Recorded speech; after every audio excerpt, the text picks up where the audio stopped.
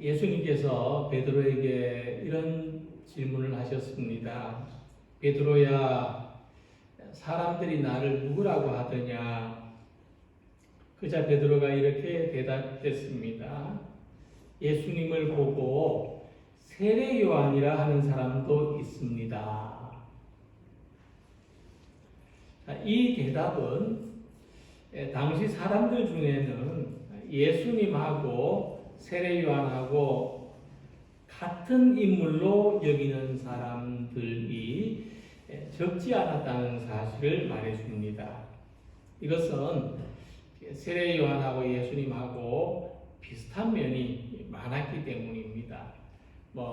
누가복음에서는 예수님하고 세례 요한하고 친척 관계고 세례 요한이 한 6개월 먼저 태어났다 이렇게 또 말해주는 부분도 있습니다. 그래서 예수님이 누구신지를 아는데, 그러니까 이 말씀에서 알 수 있는 것은 예수님이 누구신가를 아는데 세례 요한의 역할이 참 중요하다는 겁니다. 세례 요한은 앞으로 나타나실 예수님을 이해하는데 참고가 되는 인물이고, 또한 직접적으로 예수님의 나타나심을 예고하고 소개하는 역할을 하고 있습니다. 그래서 세례 요한의 사명은 예수님이 오시는 길을 준비하는 것이었습니다. 3절 말씀처럼 그는 이사야 선지자 이사야를 통하여 말씀하신 자라. 일러스되 광야에 외치는 자의 소리가 있어 이르되 너희는 주의 길을 준비하라. 그가 오실 길을 곧게 하라 하였느니라. 이 이사야 선지자의 예언처럼 세례 요한은 광야에서 하나님의 말씀을 전파하고 예수님이 오실 것을 예고합니다. 자, 과거 이스라엘 백성들은 광야에서 많은 고난과 시험을 받았습니다. 출애굽기를 보면은 광야에서 한 40년 생활을 했죠. 그런데 놀랍게도 그 고난과 시험을 받았던 광야에서 하나님의 인도하심을 경험했습니다. 구름 기둥과 불 기둥으로서 인도하심을 받았던 것입니다. 그들은 무엇보다도 광야에서 하나님의 말씀을 들었고 그 하나님의 말씀을 따랐을 때 영적으로 올바른 인도를 받을 수 있었습니다. 자, 오늘 우리도 마찬가지입니다. 광야에서 들려오는 소리가 있는데 이 소리에 귀를 기울여야 하나님의 올바른 인도를 받을 수 있다는 것입니다. 그럼 우리가 들어야 될, 귀를 기울여야 될 이 광야의 소리는 어떤 것인가를 오늘 함께 생각해 볼 텐데, 특별히 세례 요한은 광야에 3가지 메시지를 전하고 있습니다. 그 내용은 회개와 천국과 세례에 관한 이야기입니다. 이 말씀은 오늘 우리들의 신앙에서도 매우 중요한 내용입니다. 이 회개, 천국, 또 세례에 관한 이 말씀, 이것은 결코 일상적인 이야기가 아닙니다. 대단히 종교적인 이야기죠. 그런데 이것이 참 중요하다는 겁니다. 이 마라톤에서 이 반환점은 한 군데밖에 없습니다. 이처럼 이 이야기는 우리 삶의 반환점과 같은 역할을 한다는 겁니다. 회개, 천국, 세례. 이 이야기는 우리 삶의 반환점 역할을 합니다. 자, 그렇다면 우리의 광야는 어디인가? 오늘 우리 광야는 어떤 사막과 같은 특별한 장소를 의미하는 것이 아니라 저와 여러분이 고난과 시련 속에 있을 때, 또 고독을 경험할 때, 또 절망 속에 위기의 상황에 있을 때 이런 막막한 이런 황량한 상황을 말하는 것입니다. 아마 지금 이 광야에 시간을 보내는 그런 분들도 계시리라 생각합니다. 건강의 문제로 또 가정사로 또 직장인 일로 이런 여러 가지 상황과 조건 속에서 우리는 각자의 광야를 살고 있습니다.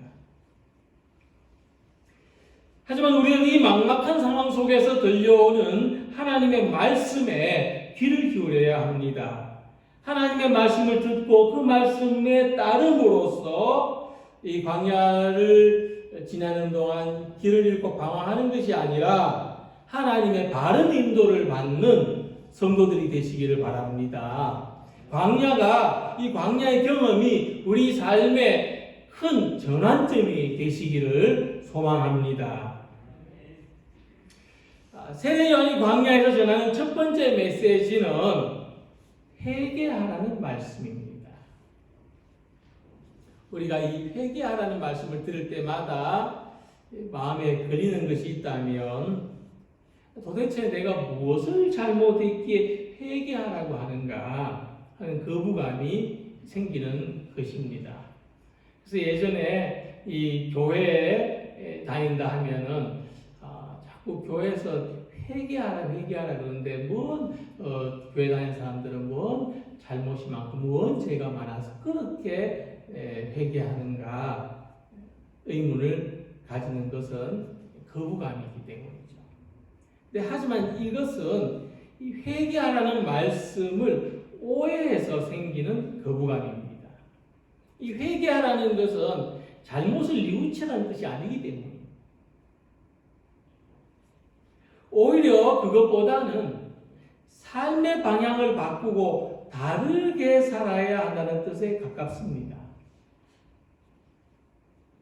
잘못을 한번 뉘우치는 것은 마음먹기에 따라서 쉽게 할 수도 있는 일입니다.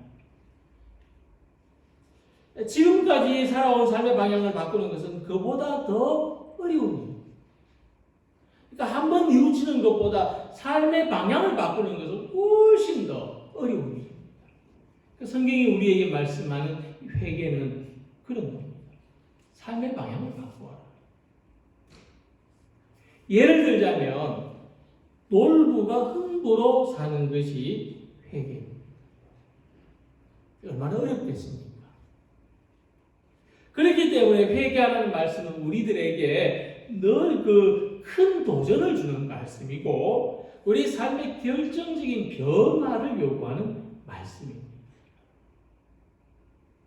그래서 함께 읽은 말씀을 보면 이 광야에 살았던 세례 요한의 모습, 회개하라고 외쳤던 세례 요한의 모습을 이렇게 전해주고 있습니다. 이 요한은 낙타털 옷을 입고 허리에 가죽띠를 띠고 음식은 메뚜기와 석청이었더라.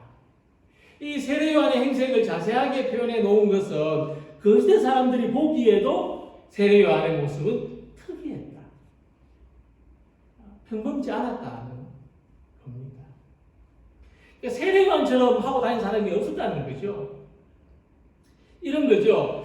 좋은 등산복을 입고 산에 갔다가 자연인을 만난 거하고 같습니다.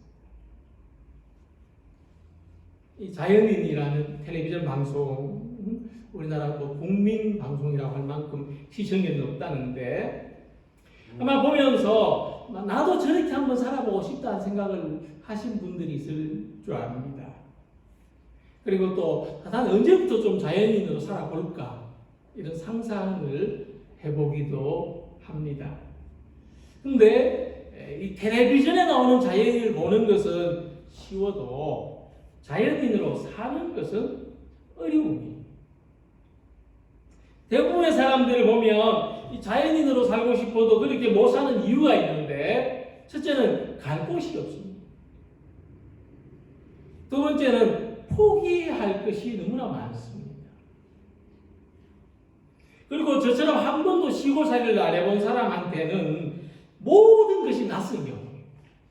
모든 것이 해본 적이 없는 일입니다. 이처럼 우리가 삶의 방향을 바꾼다는 것은 이것만 생각해봐도 참 운명을 바꾸는 것처럼 어려운 일입니다. 삶의 방향을 바꾸는 것이 얼마나 어려운 일인지 모릅니다. 특별히 세례 요한이 말하는 회개는 하나님께로 삶의 방향을 전환한다는 것입니다. 나를 향해서 나를 위해서 살지 않고 하나님을 향해서 산다는 뜻이에요. 내가 원하는 세상을 추구하며 사는 것이 아니라 하나님의 나라를 구하며 사는 것. 예수님께서 먼저 그 나라와 그 의를 구하라 하신 말씀으로 사는 것입니다. 그래서 왜 우리가 이 자연인으로 사는 것이 이렇게 어려운 일임에도 불구하고 자기의 어떤 몸이나 마음의 건강을 위해서라면 다니던 직장을 그만두고 이렇게 한적한 시골서 사는 것처럼 못할 일도 아닙니다. 그러니까 사는 장소만 바꾼다는 것 뿐이지 사는 목적은 같다는 겁니다. 그러면 못할 일도 아니죠. 그런데 나를 위해서 사는 것에서 하나님을 위해 사는 것으로 삶의 방향을 바꾼다는 것은 어디에서 사느냐 하는 문제가 아니라 무엇을 위해서 사느냐 하는 문제이기 때문에 누구에게나 쉽지 않은 일입니다. 그래서 무엇을 위해서 사느냐 하는 이 문제를 담은 찬양이 있는데 잠시 함께 불러보면 좋겠습니다. 우리 좀 반주 부탁합니다.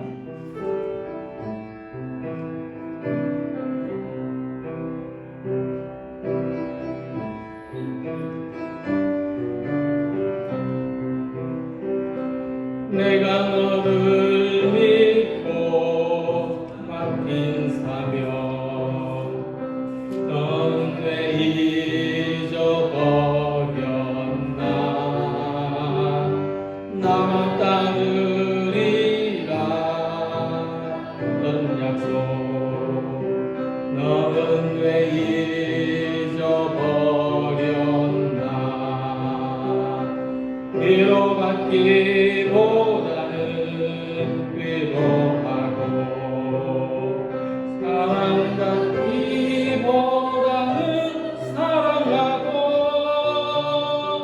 십자가만 면류관만 바라보며 그의 길 간다더니 위로하기보다는 위로받고 사랑받기만 원하네 내가 너를 믿고 맡긴 재물 그 눈의 배만 채우나 나를 위해 다시 바치리라 그 약속 잊어버렸나 위로받기보다는 위로하고 사랑받기보다는 사랑하고 십자가만 면류관만 바라보며 그의 길 간다더니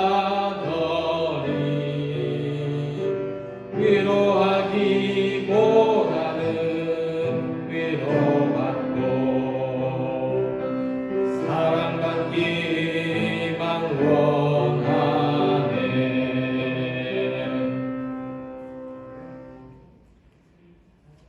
제 20대 시절에 은혜를 받았던 찬양입니다. 근데 어느 때부터 이 찬양을 잘 부르지 않게 되었습니다. 진짜 오늘 얼마 만에 불러보는지 모릅니다. 사실 어린 시절에는 누구나 그렇겠지만 사명에 대한 부담감도 크지 않았고 또 위로하고 사랑해야 될 대상도 많지 않았고 또 가진 것도 거의 없었기 때문에 쉽게 부를 수 있었습니다. 또는 나중에 이렇게 살아야지 이렇게 부르면서 은혜를 받았습니다. 근데 사명을 가지고부터 위로하고 사랑해야 될 대상이 많아지면서부터 하신 것도 내 것도 조금씩 생기면서부터 참 이 찬양대로 사는 것이 어려운 일이구나. 그것을 알게 됐습니다. 오늘 이 찬양을 부르면서 우리가 그럼에도 불구하고 우리가 바라보며 우리가 가야 할 이 삶의 방향을 다시 한번 생각해 봅니다. 그래서 5절, 6절에 사람들이 세리와한테 와서 자기 죄를 자복했다는 것은 이때 예루살렘과 온 유다와 요단강 사방에서 다 그에게 나와 자기들의 죄를 자복하고 이렇게 많은 사람들이 세리왕한테 와서 잘못했다 하는 것은 하나님을 향해서 살지 않았던 죄를 자복한 거죠. 누구나 한때 젊었을 때 내가 하나님을 향해서 살겠습니다. 내가 위로하고 사랑하며 섬기면서 살겠습니다. 내가 십자가만 생명의 면류관만 바라보며 살겠습니다. 내가 좀 다른 사람에게 세상에 유익한 존재로 살겠습니다. 누구나 이렇게 가졌던 마음이 있을 텐데 그렇게 살지 못했던 것을 자복하는 겁니다. 이제부터 하나님을 향해서 살겠다고 다시 새로운 마음을 가지는 것이 회개입니다. 지금부터 삶의 목적을, 방향을 새롭게 가지는 것입니다. 그래서 회개는 한 번 하는 게 아닙니다. 정말 예수 믿는 사람들은 그런다 싶을 정도로 회개는 때마다, 순간마다 하는 것입니다. 오늘 회개하라고 외치는 광야의 소리를 듣고 우리가 하나님만을 향해 살고자 했던 그때의 마음을 돌이켜 살펴보는 우리 모두가 되시기를 소망합니다. 두 번째로, 자, 그러면 왜 세리와는 이때에 나타나서 사람들에게 회개하라고 했는가? 왜 삶의 방향과 목적을 하나님께로 돌이키라고 그때에 말했는가? 그 이유는 천국이 가까웠기 때문입니다. 그래서 이전 말씀에 회개하라, 천국이 가까이 왔느니라. 지금이야말로 회개해야 될 때다. 지금이야말로 삶의 방향을 바꿔야 될 때다. 천국이, 새로운 세계가 가까이 왔기 때문입니다. 이 천국이 가까이 왔다는 것을 우리가 생각해 볼 때, 이것은 우리가 삶의 방향을 어떻게 바꾸어야 하는지하고 굉장히 연관된 문제인데, 이 천국이 가까이 왔다는 것은 공간적으로 하늘나라가 가까이 왔다는 뜻이 아니라 하나님의 다스리심이 지금 여기에 임했다는 것입니다. 그래서 이 말씀은 예수 믿고 천당 갑시다는 말하고는 아주 다른 뜻입니다. 하나님의 나라는 죽어서 가는 천당을 가리키는 것이 아니라 지금 현실의 삶 속에서 하나님의 다스리심이 이루어지는 것을 말합니다. 그래서 우리가 죽어서 천당 가는 것만 생각하고 지금 내 삶 속에 하나님의 다스리심이 이루어지고 있지 않다면 내가 가려고 하는 천당이 과연 하나님이 다스리시는 세계인가 하는 생각을 해볼 수 있습니다. 우리는 잘못된 천당을 그려놓고 거기 가려고 한다는 겁니다. 아마도 그것은 하나님이 다스리시는 세계가 아니라 여전히 내가 거기서 내가 어깨 펴고 내가 주인 되어서 살고 싶은 세계에 불과한 것입니다. 그래서 세례요한이 말하는 천국은 지금 이곳에 하나님이 주인 되시고 하나님이 다스리시는 세상을 말합니다. 그래서 대단히 위험한 발언이었죠. 대단히 위태로운 말이었습니다. 그 당시 유대 사회를 누가 다스리고 있었느냐? 예루살렘은 로마의 총독 빌라도가 직접 다스리고 있었습니다. 그리고 다른 지역들은 분할해서 헤롯의 아들들이 다스리고 있었는데 지금도 세상 나라의 현실이 이와 같습니다. 이 빌라도의 통치를 받고 헤롯의 통치를 받으며 사는 일이 참 견디기가 힘들고 괴로운. 그렇다고 해서 거기에서 벗어나서 살 수도 없습니다. 이민을 가도 별 수가 없습니다. 그래서 그 속에서 사는 게 얼마나 고통스러운 일이었겠느냐 하는 겁니다. 그래서 우리들한테는 하나님의 다스리심이 너무나 간절한데 현실적으로 필요한데 회개를 통해서 하나님의 다스리심을 받게 된다는 겁니다. 그럴 때 우리는 천국이 임하는 삶을 살 수가 있는 것입니다. 자, 그러면 하나님이 다스리실 때 우리는 어떤 삶을 살게 되는지, 하나님이 다스리시는 삶의 모습은 어떤 것인지 요한계시록 21장에서 이렇게 표현합니다. 그들은 하나님의 백성이 되고 하나님은 친히 그들과 함께 계셔서 모든 눈물을 그 눈에서 닦아주시니 다시는 사망이 없고 애통하는 것이나 곡하는 것이나 아픈 것이 다시 있지 아니하리니. 그러니까 우리가 지금 오늘의 현실에서 하나님의 다스리심을 받으며 살아간다면 우리가 하나님의 백성으로 살아가는 것은 물론이고 하나님이 우리 눈물을 닦아주시고 죽음이 없는 생명을 살게 하시고 우는 일이 없고 아픈 일이 없이 살게 하시는 것이 하나님의 다스림 안에서 이루어진다는 것입니다. 우리는 사실 내가 내 마음을 다스리는 일조차 너무나 힘들고 어렵습니다. 내가 내 마음을 못 다스려서 화가 나고 원망이 생기고 다툼이 일어나고 절망하고 낙심하게 되지 않습니까? 그래서 내 마음도 하나님이 다스리셔야 여기에 평안이 있고 기쁨이 있고 감사가 생겨나는 것입니다. 세례 요한은 이 천국이 가까이 왔다고 했습니다. 이것은 먼 이야기가 아니라 가까운 이야기. 오늘부터 하나님의 다스리심을 원하고 하나님의 다스리심을 받아서 내 마음에 참된 위로와 평화와 기쁨, 감사가 임하게 되는 것입니다. 내가 다스리던 자리를 내려놓고 하나님의 다스림을 받는 곳이 천국입니다. 그래서 이제 우리는 하나님의 다스리심을 받는 사람들이 되기를 소망합니다. 어떤 일을 만났을 때라도 내가 내 마음이 시키는 대로 따르지 말고 내가 결정하기를 좀 미루고 하나님 어떻게 하면 좋을까요? 하나님 인도해 주시고 하나님 가르쳐 주십시오. 이렇게 우리를 다스리신 하나님한테 물어보면서 살아가시기를 바랍니다.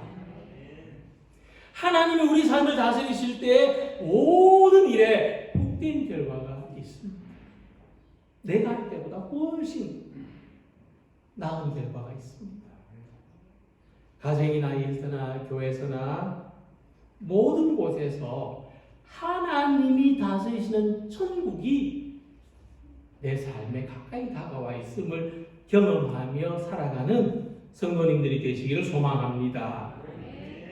자, 이렇게 삶의 방향을 바꾸고 하나님의 다스리심을 받고자 하는 사람들한테 요한이 세례를 줬습니다. 그냥 막 줄 서가지고 한 명씩 퐁당퐁당 한 것이 아니라 이 마음을 가진 사람들이라야 세례를 받을 수 있었습니다. 그래서 마치 그 헌옷을 물로 깨끗이 세탁하는 것처럼 우리의 낡은 마음과 우리의 옛 삶을 물로 깨끗이 씻는 의식이 세례입니다. 사람들은 이제 내가 마음을 바꾸겠습니다. 내가 하나님을 주인으로 모시고 살겠습니다. 내가 하나님의 다스리심을 받겠습니다. 내가 나를 좀 죽이고 하나님의 말씀에 순응하며 살겠습니다 하는 이 새로운 다짐의 표시로서 세례를 받았습니다. 그래서 요한이 중요하게 생각한 것은 단순히 물로 세례받는 의식에 참여하는 게 중요하지 않았습니다. 요한은 세례를 받으러 나온 사람들한테 이렇게 말했습니다. 무리가 물어 이르되 그러면 우리가 무엇을 하리까? 그러니까 요한이 세례받는 사람들한테 뭔가 요구했다는 것을 알 수가 있죠. 그래서 요한이 말했습니다. 속옷 2벌 가진 사람은 없는 사람한테 나누어 주고 먹을 것을 2개 가진 사람도 그렇게 해라. 세리들도 세례를 받으러 와서 물었습니다. 우리는 무엇을 해야 되겠습니까? 요한이 또 대답했습니다. 정해준 것보다 더 받지 마라. 이번에 군인들도 그에게 물었습니다. 우리는 무엇을 해야 되겠습니까? 요한이 군인들한테 대답했습니다. 아무에게 협박하여 억지로 빼앗거나 거짓 보소를 하여 빼앗거나 속여서 빼앗지 말고 너희가 받는 봉급으로 만족하게 여겨라. 그 당시 군인들은 힘이 있었거든요. 원하면 빼앗아갈 수 있었거든요. 그러니까 이렇게 세례를 받는다는 것은 이전의 삶을 깨끗이 씻어내는 거죠. 이제는 그렇게 살지 않는 것을 말합니다. 이제는 그렇게 살지 않겠다는 것입니다. 하나님하고 더 가까워진 것이죠. 사도 바울은 에베소 2장 13절에서 말씀했습니다. 이제는 전에 멀리 있던 너희가 그리스도 예수 안에서 그리스도의 피로 가까워졌느니라. 이 말씀은 우리가 하나님하고 가까워졌다는 것입니다. 예수 그리스도의 피로. 이와 같이 우리는 우리 죄 씻음을 상징하는 이 세례를 통해서 하나님하고 가까워졌습니다. 멀리 있으면 작게 보입니다. 하나님과 나하고의 거리를 이렇게 측정하면 됩니다. 하나님하고 나하고 멀리 있으면 하나님이 작게 보입니다. 하나님의 음성도 희미하게 들리고 하나님의 영향력도 크지 않고 내가 하는 행동, 내가 하는 말 잘 못 알아들으실 것 같고 작게 보여서 그렇습니다. 그런데 가까이 있으면 크게 보입니다. 심지어 이래 작은 물건도 눈에 딱 갖다 붙여 보십시오. 그러면 나하고 거의 같아 보이게 느낍니다. 그러니까 거의 나하고 한 몸인 것처럼 그렇게 크게 느껴집니다. 내 안에 있는지 내 밖에 있는지 모를 만큼. 예수님이 너희가 내 안에 있고 내 말이 너희 안에 거하면 그런 뜻이 아니겠습니까? 얼마나 가까우면 예수님하고 얼마나 가까우면 우리가 예수님 안에 있는지 예수님이 내 안에 계시는지 동일시될 만큼 가까이 있으면 크게 보입니다. 이것이 하나님하고 우리가 가까워졌다는 뜻입니다. 하나님이 너무나 크게 보입니다. 하나님이 먼저 보인다는 말씀입니다. 하나님이 먼저 보이고 하나님의 말씀이 먼저 들리고 하나님의 뜻이 먼저 깨달아지는 것을 말합니다. 그래서 이전에는 하나님의 다스리심이 작게 보였는데 이제는 하나님의 다스리심이 크게 보이는 것이 세례받은 사람이 추구하는 삶입니다. 그래서 이 기독교를 공인한 사람이 로마의 콘스탄틴 황제인데 이 사람이 특이한 것이 있는데 세례받는 것을 미뤘다가 죽을 때가 다 돼서 세례를 받았다고 합니다. 그 이유가 뭐냐면 자기가 이제 왕으로 살아가는데 죽을 때까지 왕으로 살아갈 건데 그동안에 뭐 전쟁도 하고 또 사람을 죽이기도 해야 되고 계명을 어기기도 해야 되는데 내가 감히 세례를 받을 수 있겠느냐. 그래서 나는 죽을 때쯤 세례 받겠다. 그리고 세례를 받을 때도 이 오른손은 물에 안 넣고 물속에 들어가 세례를 받았다고 합니다. 왜냐하니까 이 오른손으로 죄를 많이 졌기 때문에. 그러니까 이 기독교를 공인한 업적을 남긴 이 황제가 로마를 복음화했던 그런 황제가 이 세례를 받는 것을 이렇게 엄숙한 일로 생각했다. 그런 이야기입니다. 해석하는 각도에 따라서 다르게 말할 수도 있겠지만은 이렇게 볼 수 있을 듯 합니다. 세례 받는 것을 엄숙한 일로 생각했다. 오늘도 하나님의 음성을 듣는 것은 우리의 인생에서 매우 중요한 선택을 하는 것입니다. 그런데 이 음성이 오늘 본문의 말씀을 보면 광야에서 들려왔다는 것입니다. 우리 삶의 광야에서 하나님의 음성 듣기를 소망하는 우리 성도님들이 되시길 바랍니다. 내 삶의 광야를 만났을 때 내가 여기서 들어야 될 하나님의 음성은 뭘까 생각하시기를 바랍니다. 근데 이 음성을 많은 사람이 들었지만 그 소리에 응답하는 것은 각자의 선택이었습니다. 그래서 오늘도 하나님의 음성이 우리 각자에게 들려오는데 오늘 이 자리가 하나님 말씀을 듣는 광야라고 할 수 있는데 하나님은 우리 각자의 응답을 기다리십니다. 우리가 어떤 응답을 해야 되겠습니까? 지금까지와는 다른 방향으로 살아보기를. 하나님의 다스리심을 받아들이고 그 다스리심에 순응하며 살기를. 세례를 받은 사람으로서 돌이켜서 하나님과 가까이 하나님께 영광이 되며 살아가기를 오늘 새롭게 다짐하고 결단하는 우리 모두가 되시기를 주님 이름으로 기원합니다. 기도드리겠습니다.